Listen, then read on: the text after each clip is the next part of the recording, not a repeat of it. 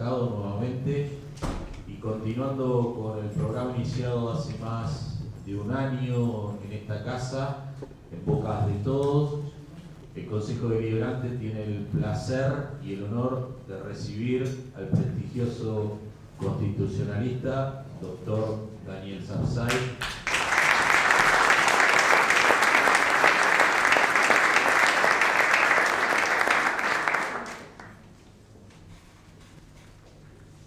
Es general y ha sido un reclamo constante, no solo del Departamento Ejecutivo, sino también de este Consejo Deliberante y de los concejales todos, reclamar muchas veces el tema que hoy se viene a tratar acá, que tiene que ver con la autonomía de los municipios. Creemos que es fundamental esta resolución, es importante en razón de que somos la patria chica, somos el lugar más cercano al vecino y debemos dar respuestas. Y muchas veces no tenemos las herramientas necesarias para esa respuesta y rápidamente, y si seguro le pregunto a alguno de ustedes, pondríamos en el top de las cuestiones el tema de la seguridad. Este ha sido un ítem fundamental de los municipios, una cuestión que ha sido debatida fuertemente durante el año pasado en la provincia de Buenos Aires, que lamentablemente no ha tenido el resultado esperado por nosotros, más allá que después el municipio suscribió el convenio de las policías locales y que entre todos, ustedes vecinos y municipio, llevamos a cabo un esfuerzo para que esa escuela de policía local y esa policía local pueda estar hoy en la calle. A partir de ahí podemos seguir hablando de la salud, podemos seguir hablando de la educación y sobre todo deberíamos también hablar de los fondos para hacerse cargo de esas situaciones. No es fácil desde la caja de un municipio poder enfrentar esos reclamos permanentes. No me quiero extender, les agradezco nuevamente y los dejo con el especialista, el doctor Sapsay. Muchas gracias. A continuación, Vilma Duras, presidenta de Vecinos en Acción, tiene unas palabras. Ante todo, muy agradecida porque están ustedes aquí presentes. Esto a nosotros, no sé, a mí me conmueve, y lo digo así, porque nos cuesta mucho hacer eventos, nos cuesta mucho organizar, si bien siempre tenemos el apoyo, en este caso, del Consejo Deliberante del municipio, y también sé que siempre el doctor Sapsay siempre está ocupado, pero nosotros nos da siempre ese espacio para poder efectuarlo. Y bueno, y yo pensé, digo, uy, con el día sí, no vino nadie, y aparte encima un amigo mío conmigo me decía, el día de perdón, Vilma, ay, no te puedo creer. Bueno, fue toda una cosa así, ¿no? Le digo el backstage, pero bueno, estoy muy contenta. Acá lo importante de nuestra misión, como siempre digo y lo repito, si bien ustedes pueden ver y visitar nuestra página, que es www.vecinosenaccion.org.ar, lo fundamental que hacemos es política pública, instrucción cívica, que el ciudadano para poder participar obviamente tiene que conocer muy bien cuáles son sus deberes y sus derechos, por eso tienen que estar muy informados, y eso es fundamental. Y nosotros simplemente somos un medio entre el representante y el representado. Y presentamos proyectos, de los cuales varias veces, diría que son de la opinión de la gente, que nos traen argumentos para poder elaborar. Y luego nosotros los presentamos, por supuesto, en los diferentes consejos deliberantes de la zona norte y acá también, de los cuales ya el resultado del mismo debe ser la responsabilidad únicamente del Consejo Deliberante. Así que bueno, en este caso yo te digo, estoy muy agradecida y te agradezco muchísimo, Daniel, porque la verdad que nos acompañaste mucho. Gracias por la invitación. No hablo más, porque lo más importante es gracias. El doctor Daniel Sapsay es abogado constitucionalista, recibido en la Universidad de Buenos Aires, tiene un posgrado en la Facultad de Derecho de la Universidad de París II en Francia, casa de estudios en la que se desempeñó como docente. Profesor titular de Derecho Constitucional en la Facultad de Derecho de la Universidad de Buenos Aires. Profesor invitado de las universidades de Estrasburgo, Francia, Texas, Austin, Estados Unidos e Internacional de Andalucía, España. Director de la carrera de posgrado especial de Derecho Constitucional de la UBA. Presidente del Consejo Consultivo de la Fundación Ambiente y Recursos Naturales. Vicepresidente de la Asociación Argentina de Derecho Procesal Constitucional. Vicepresidente de la Asociación Argentina de Derecho Constitucional e integra su Consejo Consultivo. Miembro de número en la Academia de Ciencias del Ambiente. Miembro del Instituto de Derecho Constitucional Segundo 5 Linares Quintana de la Academia Nacional de Derecho y Ciencias Sociales. Consultor de organismos internacionales entre los que se destacan Naciones Unidas, Instituto Interamericano de Derechos Humanos, Banco Mundial. Ha sido condecorado por el Gobierno de Francia en 2 oportunidades, con las insignias de Caballero y de Oficia de la Orden Nacional del Mérito y con la Medalla al Mérito Académico por sus aportaciones trascendentales al desarrollo del derecho ambiental, otorgada por la Universidad Nacional Autónoma de México. Personalidad destacada de las ciencias jurídicas de la Ciudad de Buenos Aires, entre otras cosas. Con ustedes el doctor Daniel Sapsay.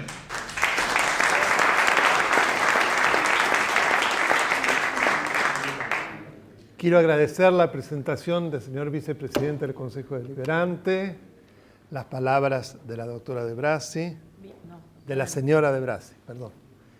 Y además destacar, como lo hago cada vez que vengo a esta casa, la importancia de esta suerte de complementariedad entre lo que es un organismo público, Consejo Deliberante, y una organización de la sociedad civil, que creo que lleva a muy buenas cosas.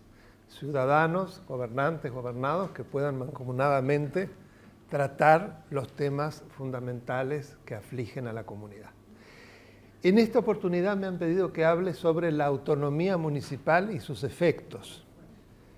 Este es un tema que no me extraña que a ustedes les preocupe tanto, pues como una especie de introducción, es importante tener en cuenta que para la provincia de Buenos Aires, no está bien. Más cerca, ¿no? Más cerca. Perdón, Ahora, no, al contrario, lo importante es que se escuche. Ahora se escucha mejor. Para la provincia de Buenos Aires es una asignatura pendiente. Ya vamos a ver, cuando recorramos los distintos temas, que en 1994, cuando se reforma la Constitución Nacional, se establece claramente la necesidad de la autonomía municipal que debe ser concedida por todas las provincias a sus municipios. Y en la actualidad todavía quedan 3 provincias que no han cumplido con esta orden constitucional. Ellas son la de Buenos Aires, la de Santa Fe y la de Mendoza. Es decir, 3 provincias, aunque son solo 3 sobre 23, de todas maneras, son 3 de las más populosas y de las más importantes. Así que evidentemente que este tema se trate, me parece que es fundamental para que transcurridos 21 años de la reforma constitucional, ustedes puedan acceder a lo que sería la vestimenta institucional que la Constitución Nacional le exige a todas las provincias para sus municipios. Yendo al tema en particular, vamos a ir viendo cuáles son las características que es un municipio, cuáles son sus características, para luego pasar a la autonomía, la autarquía, las características también de la autonomía. Y ustedes pueden ver, este es el artículo, digamos, de base. Yo no sé si no va a ser mejor, que lo que pasa es que el tema es el micrófono, ¿no? Porque, para que pueda estar parado, porque si no yo no veo lo que se está mostrando, ¿no? Perfecto. Sí, perfecto. Bárbaro. Sí, si no estoy... Gracias. Pobre, aguantó el peso. Es medio tramposa esa escala. Bueno, el artículo 5 de la Constitución Nacional es precisamente el que por un lado le reconoce el poder constituyente a las provincias y, como ustedes pueden ver, exige 5 requisitos básicos para las constituciones. Entre ellos pueden ver que el último o el penúltimo es el régimen municipal. Este tema del régimen municipal, donde durante muchos años generó distintas posturas respecto de la naturaleza jurídica del municipio. Si el municipio era autárquico o si el municipio era autónomo. Después vamos a ver qué es una cosa y qué es la otra.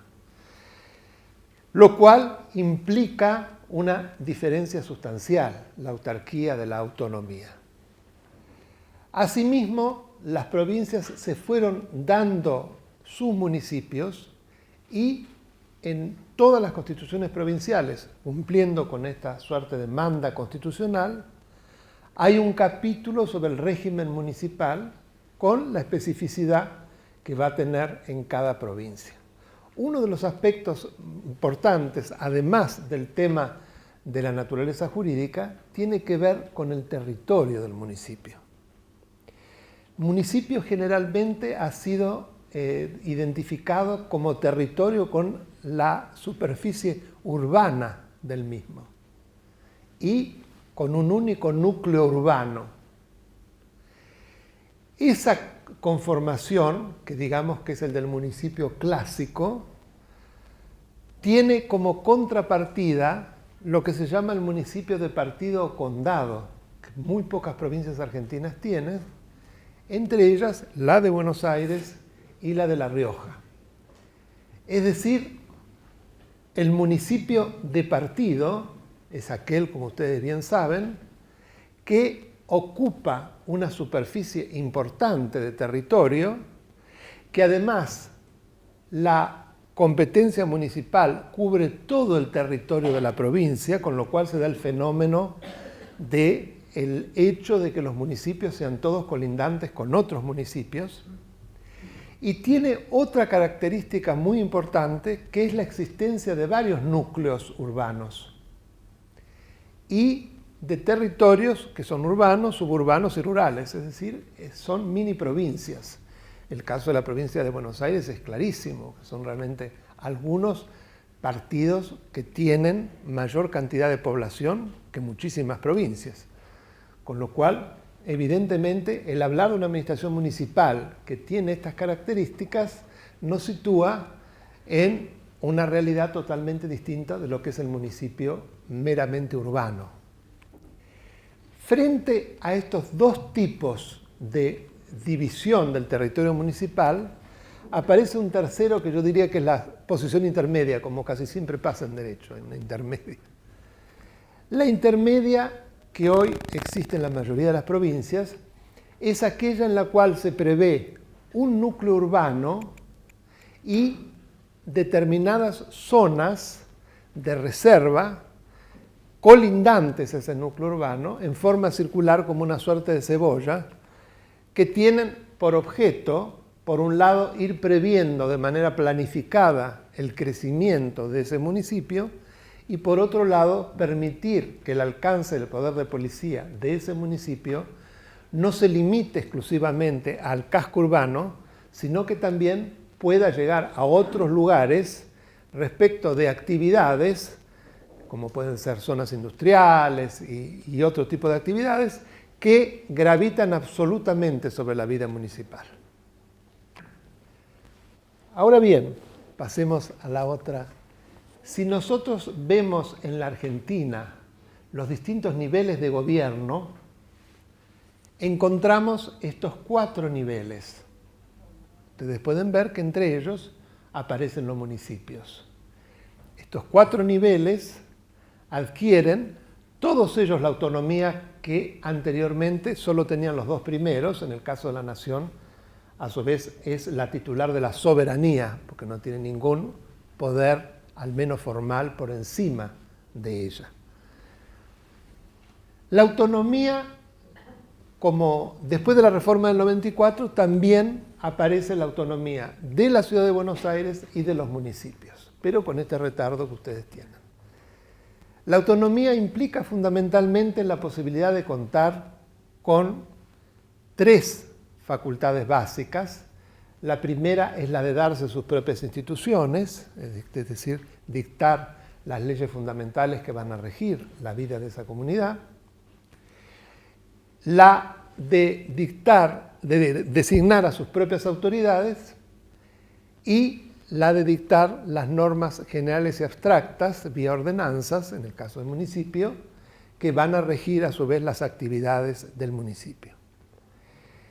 En el caso de la autarquía, la facultad se limita a la capacidad que tiene la autoridad de administrarse a sí misma, pero en base a fundamentalmente fondos y normas que provienen de un poder externo. Creo que esto es importante tenerlo en cuenta.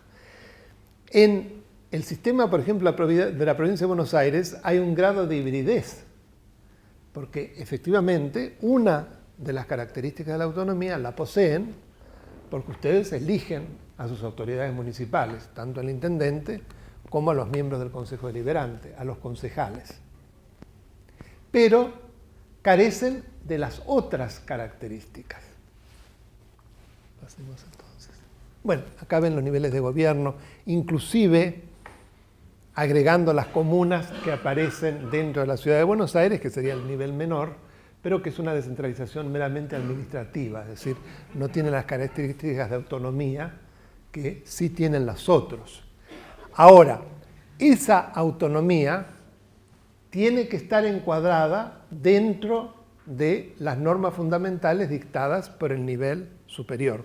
Por eso yo lo puse en esa suerte de degradé, si ustedes quieren.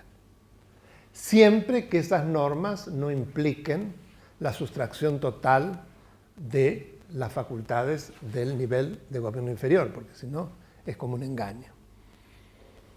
El municipio autónomo, como ustedes pueden ver, tiene un origen en la misma Constitución. En un ente autárquico, que puede ser un municipio o un ente administrativo, es decir, la descentralización administrativa puede ser territorial o puede ser funcional. Por ejemplo, un ente de servicios. La base sociológica está constituida por la población. En el caso del municipio autárquico, esa base desaparece.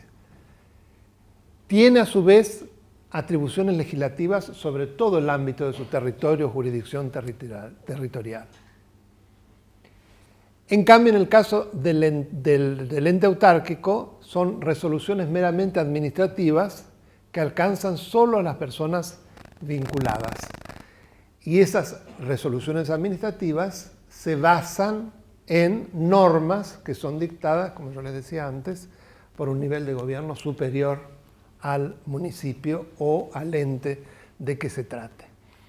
Y acá, bueno, seguimos en el caso del municipio, lo que les decía antes, la capacidad de elegir a sus autoridades, la autoadministración y el autofinanciamiento.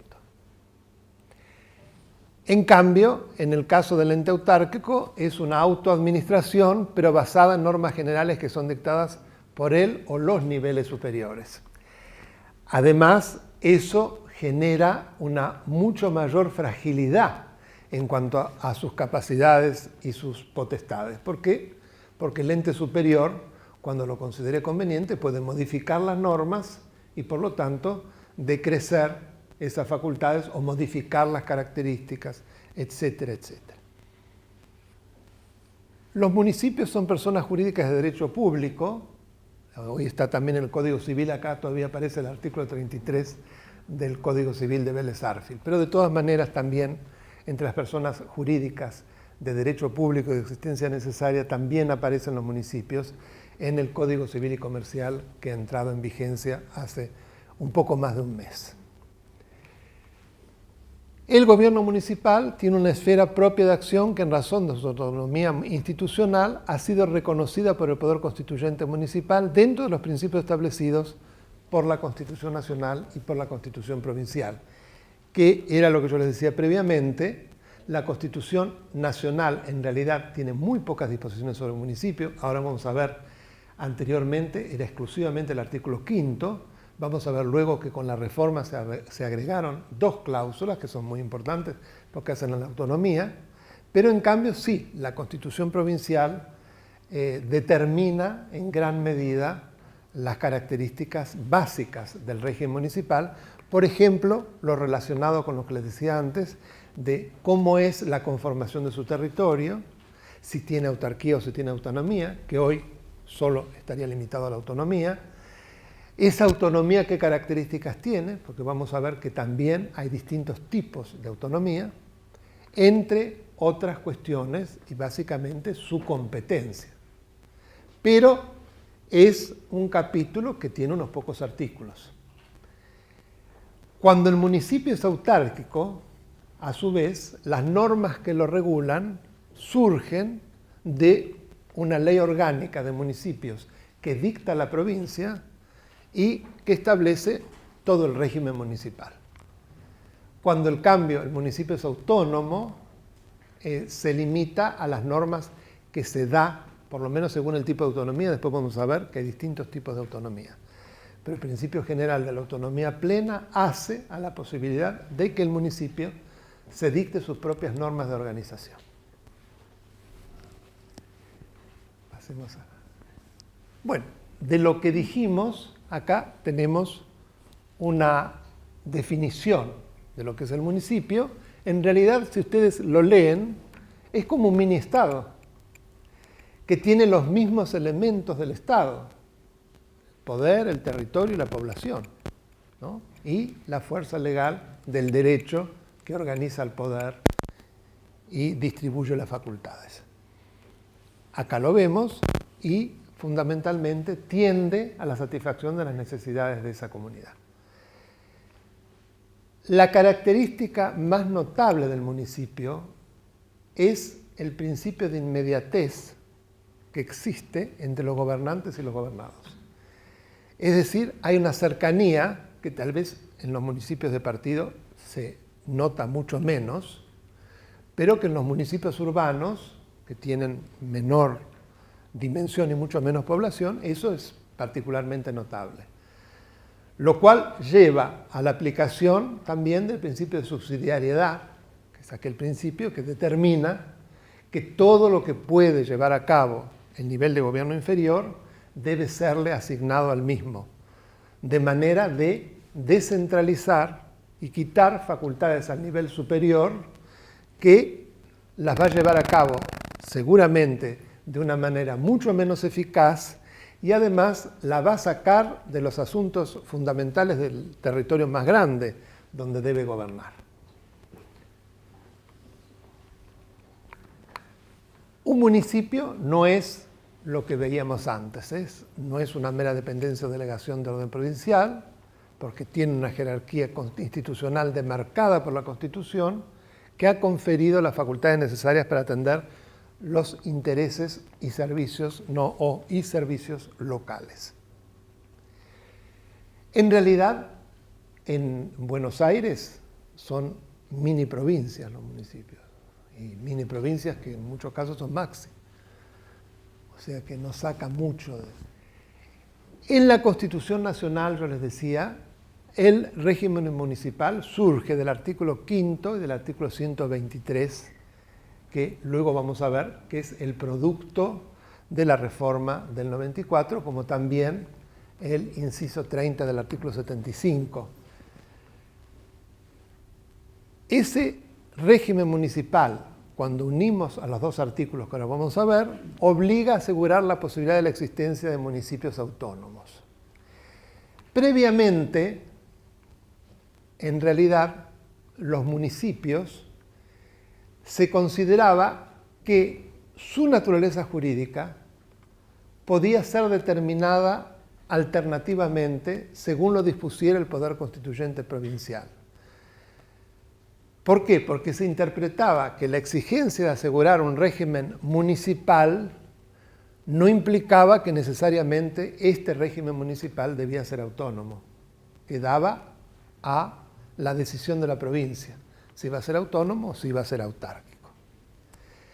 Y la jurisprudencia de la Corte, hasta 1989 con un célebre caso, había dado absoluto andamiento a esta posición. Tanto es así que en realidad de muchos fallos de la Corte, sobre todo de fines del siglo XIX y la primera mitad del siglo XX, se determinaba que los municipios eran meras delegaciones administrativas del poder provincial o de las provincias, con palabras prácticamente textuales. Esto era así hasta que en el 89 se dicta el célebre fallo Rivademar, en donde la Corte Suprema modifica absolutamente su doctrina y considera, en base a determinadas facultades que solicitaba el municipio, que el municipio en realidad es autónomo. Y eso lleva a la reforma del 94, que en realidad en el texto del 123, que ahora vamos a ver, lo que toma es el núcleo del caso Rivademar. Por favor. Fíjense, el artículo 123 dice, que eso era antes exactamente así, cada provincia dicta su propia constitución conforme lo establece el artículo 5 que vimos al principio. Pero acá viene el cambio, asegurando la autonomía municipal y reglando su alcance y contenido en el orden institucional, político, administrativo, económico y financiero. Acá ustedes pueden ver que hay distintos tipos de autonomía. En realidad hay autonomía plena y autonomía semiplena. La autonomía plena es aquella en la cual el municipio goza de todas estas posibilidades. Es decir, darse sus propias instituciones a través del dictado de una carta municipal. La carta municipal es como una mini constitución para el municipio que es dictada, es elaborada por una convención constituyente municipal, en base a las características que determinan la misma Constitución sobre el régimen municipal. El político es la posibilidad de elegir a las propias autoridades. El administrativo no hace falta ni decirlo porque es la posibilidad de administrarse a sí mismo. Y lo económico-financiero es precisamente el contar con los recursos suficientes, propios, para llevar a cabo los servicios y obras necesarios para asegurar los intereses de esa comunidad. ¿Cómo se ha desarrollado el tema de la autonomía municipal en la evolución del derecho constitucional de las provincias? Hubo casos de provincias, por ejemplo, en 1929 la provincia de Santa Fe fue la primera, que le reconoció autonomía plena a sus municipios. Eso duró muy poco, llegaron a darse sus propias cartas la ciudad de Santa Fe y la ciudad de Rosario, pero eso duró muy poco porque fue derogada luego en los distintos avatares institucionales de nuestro país. Asimismo, la provincia de Santiago del Estero también reconocía mucho antes, en la década del 30, la posibilidad del municipio de Carta, que le fue concedido exclusivamente a la capital, a Santiago, y al municipio de La Banda, que es muy cercano a Santiago del Estero. Luego, con la provincialización de los exterritorios nacionales y las distintas constituciones que se empezaron a dictar a partir de 1958, todas esas provincias, las patagónicas, el caso de Chaco, Misiones, etcétera, La Pampa, dictaron constituciones en las cuales les reconocieron a sus municipios autonomía. Y esa autonomía tenía las características, en muy pocos casos, de autonomía plena, y en los demás, de autonomía semiplena. Con la autonomía semiplena todavía perdura la Ley Orgánica de Municipios, pero es una ley mucho más, digamos, más pequeña, no tan detallada, no ordena tantos aspectos de la vida institucional del municipio. La otra característica es la posibilidad de que coexistan municipios con autonomía plena y con autonomía semiplena, en base a lo que se llama la categorización de los municipios. ¿Cómo se categorizan a los municipios? En casi todos lados es exclusivamente en función de su población. Mayor población, municipio de carta, es decir, con plena autonomía. a menor población, semiplena, y en aquellos donde hay más de 2 categorías, que es muy común, 3 categorías, la tercera categoría aún está mucho más reglada por el poder provincial. Este es el otro artículo que yo les decía que es muy importante porque da un poco la idea del alcance de la autonomía.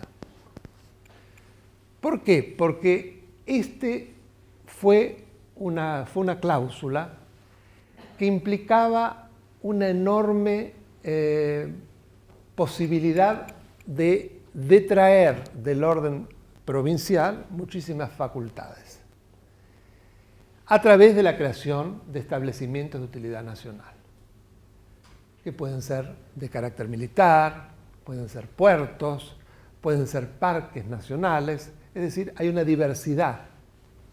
Lo que siempre se discutía era si cuando el Congreso establecía sobre un determinado territorio la característica de establecimiento de utilidad nacional, eso implicaba una competencia exclusiva sobre ese territorio o una coexistencia con potestades provinciales y municipales, siempre que no se alterasen los fines por los cuales se había creado el establecimiento.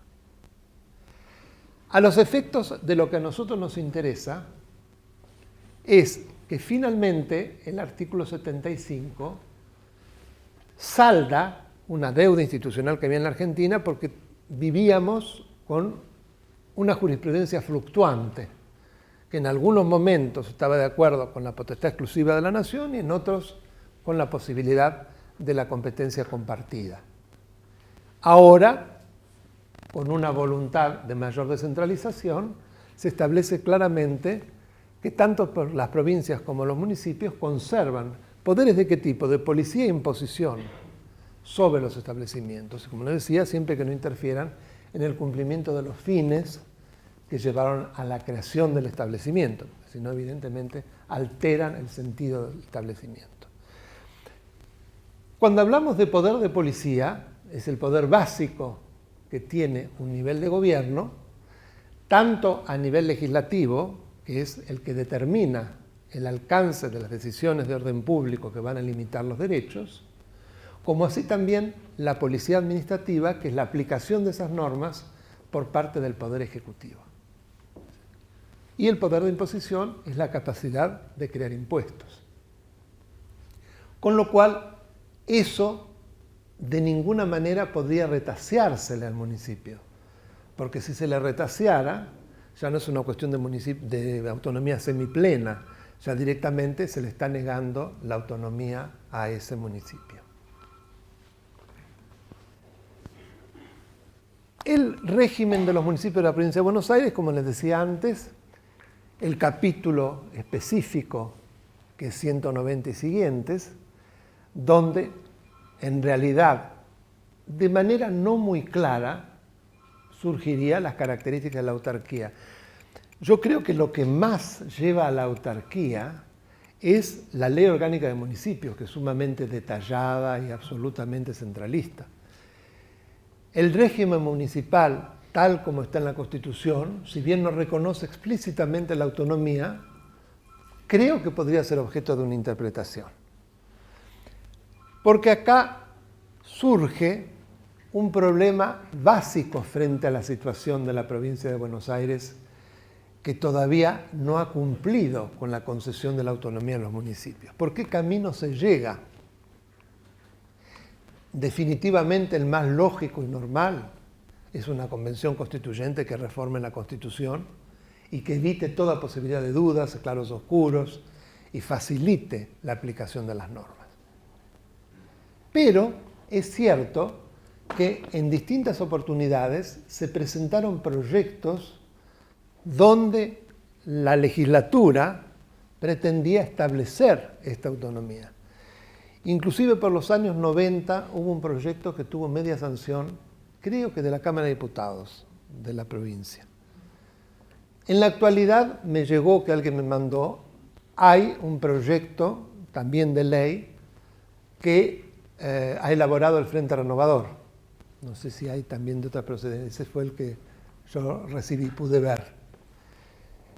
es un proyecto en el cual se establece con un gran detalle, se determinan además las capacidades del municipio, se establece claramente la autonomía, se establece el modo como... Y además se reconoce la plena autonomía a todos los municipios. Es decir, que todos serían municipios de carta que pasarían a dictarse esa suerte de mini constitución de la que yo les hablaba antes.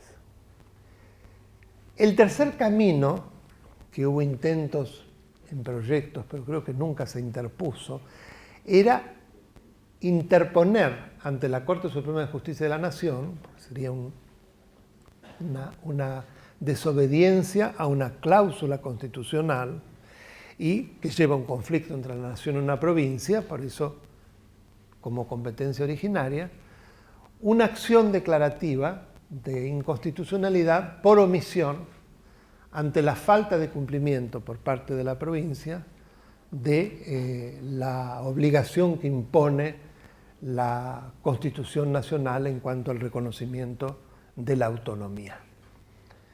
Este camino nunca se lo emprendió, también sería posible, pero claro, es poner en cabeza de la Corte Suprema, del órgano máximo judicial, una decisión que tiene que ver en realidad con algo más propio de los poderes políticos, fundamentalmente de un poder constituyente.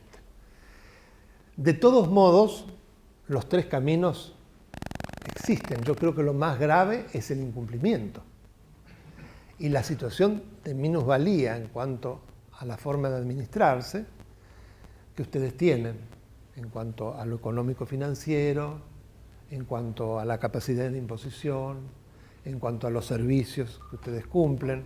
El vicepresidente habló de una serie de cuestiones, la seguridad, el tema también del transporte, muchos municipios, el tema de la educación, el tema del medio ambiente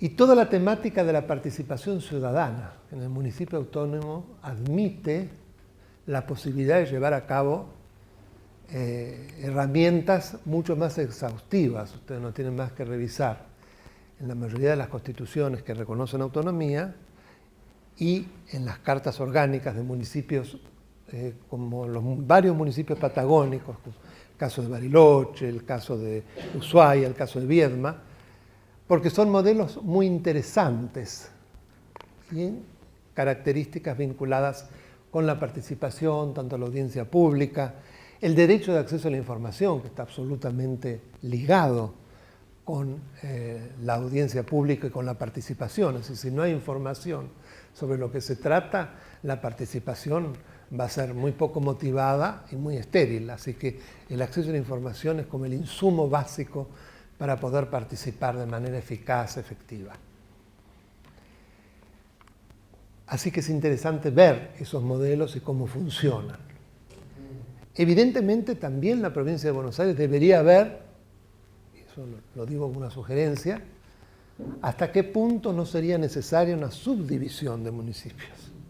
Porque, como decíamos antes, y volvemos al tema, la enorme dimensión de muchos de ellos y además la característica de que la existencia de un municipio cabecera generalmente va en detrimento de los demás centros urbanos. Es decir, se repite el fenómeno centralista tan característico de la Argentina, que así como la nación tiende al no respeto del federalismo y a transformar en unitario lo que debe ser federal, luego es trasladable a las provincias que hacen lo mismo con sus municipios, y curiosamente en los municipios de partido pasa lo mismo con la cabecera del partido respecto de los otros centros urbanos. Recientemente ha habido un fallo de la Corte Suprema muy interesante en materia precisamente de distribución de recursos. Es un fallo que fue planteado por el intendente de la ciudad de La Rioja, que se dictó en noviembre pasado, está fresquito, y que establece una jurisprudencia muy importante hacia la descentralización. ¿Por qué? La Constitución de La Rioja reconoce la capacidad de todos los municipios de darse sus propias cartas orgánicas Y en materia de fondos, la necesidad del dictado de una ley de coparticipación municipal. Básico. Porque si usted descentraliza pero no cuenta con los recursos, aparece como un catálogo de ilusiones.